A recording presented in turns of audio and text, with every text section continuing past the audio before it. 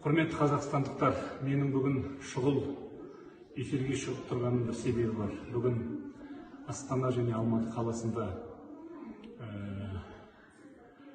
шетелде жүрген біраз псевдооппозиционерлердің шақыруымен бойкот идеясын қолдаушылардың толқуы болды. Бұл үлкен резонанс туғызды және бұл рұқсат етілмеген және сайлау күні өтіп жатқан акция болғандықтан бұл оқиғаға қатысты құзырлы органдар өз позициясын айқын көрсетті. Осыған байланысты мен мәлімдеме жасағым келіп отыр. Біріншіден, қазір Қазақстан үлкен жауапты кезеңнің алдында тұр. Сондықтан шетелде жүріп, кафеде кофе ішіп отырып алып, елді осындай отқа итермелеу, арандату, сайлау кезіндегі сайлау құқын пайдалану процесіне өзінің зиянын келтіру, әрбір азаматтың конституциялық құқын пайдаланудың орнына алдын ала оның жазалайтыны, алдын ала оның заңсыз болып табылатынын біліп отырып, сонда іс-шараға итермелеумен нағыз барып тұрған саяси арандату, саяси оңбағандық деп санаймын. Және бұл оқиғаға жастар араласып кетті.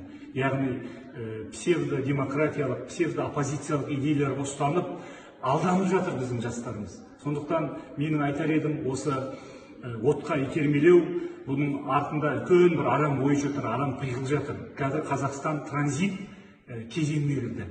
Яғни транзит кезеңінде елдің ішінде саяси өзгерістер болады.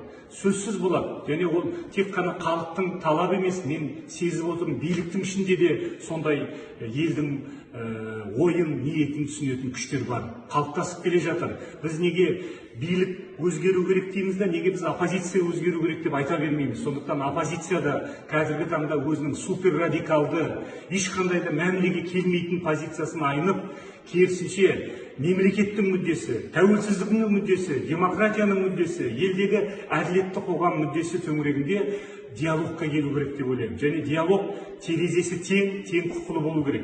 Ал осындай қазіргі арандату жиындары ешқандай біздің қазіргі қоғам дамуына ешқандай өзінің оң әсерін келтірмейді. Сондықтан еліміз қазір жаңа кезеңнің алдында тұр.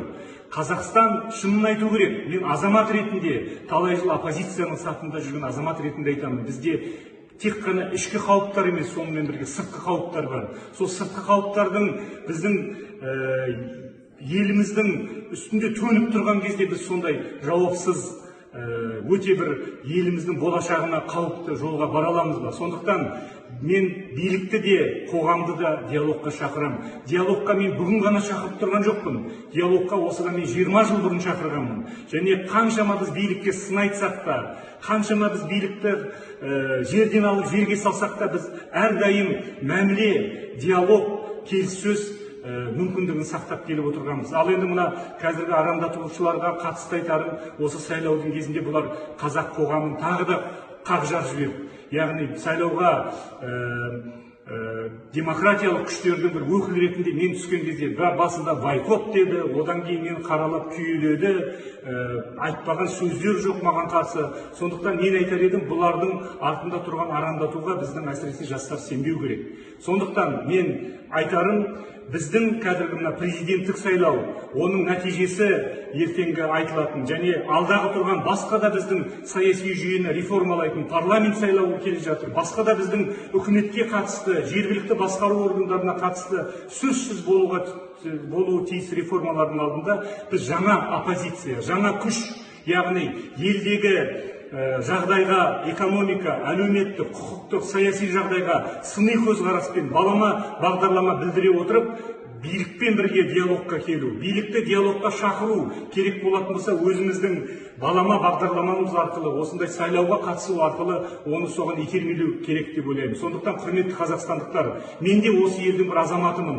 Маған да ауылда жүрген ағайыннан бастап, Астанада жүрген шенділерге дейінге керек нәрсе не? Еліміздің тәуелсіздігі, еліміздің тыныштығы, және де шетте жақта жүрген азаматтардың арандатусына салып, біз елден айырылып қалмайық, тыныштығымыздан айырылып қалмайық, мемлекетімізден айырылып қалмайық, тәуелсіздігімізден айырылып қалмайық. Баршаңызды мен түсіністікке шақырамын, және де өзім кешегі міне президентке кандидат ретінде 20 жыл бойы саясатта келе жатқан азамат ретінде дәл осы жолға мен өмірімді сарп еттім. Сондықтан Қазақстанға жаңа билікпен қатар жаңа оппозиция керек. Осы жаңа билік пен жаңа оппозиция келіссөздің, диалогтың столына отыру керек. Сол диалог арқылы біз Қазақстанды жаңа Қазақстан етіп, әділетті, шыншыл Қазақстан ретінде қалыптастыра аламыз. Осы мен бүгінгі түн ортасында шығып, бүгінгі күндіз ана оқиғаларды көріп, талай біздің жастарымыздың соның елегінде кетіп қалғанын көріп отырып, мен осындай ашық эфирге шығып отырмын. Тыңдағандарыңызға рахмет.